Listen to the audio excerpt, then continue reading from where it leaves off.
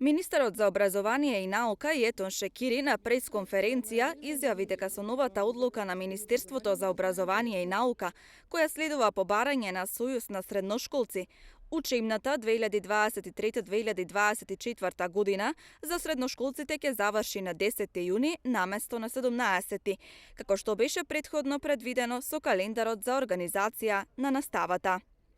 Имавме комуникација со Унијата на средношколците, представени од сите или од како повисок орган представник на средношколците, и тие побара, освен пролетниот распуст, заради административните постапки на запишување на децата во високото образование после завршување на средното образование да се заврши во 10 јуни, мислам, во тој датум.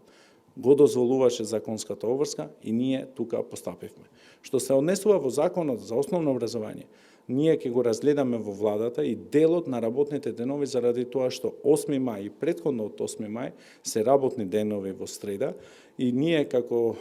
тоа што треба да се почитува календарот на работа, ќе треба да се разгледа како може да се постапи за тие дополнителни 2 дена кои се предвидени во календарот за работа, се предвидени во таа вкупна бројка во годишно ниво за реализација и како треба да се постапи за тие, дали дополнително или дали ќе се разгледа некоја друга можност. За основците, како што вели, останува одредбата да учат до 17 јуни. Тие ќе имаат пролетен распуст од 29 април до 6 мај, односно една недела.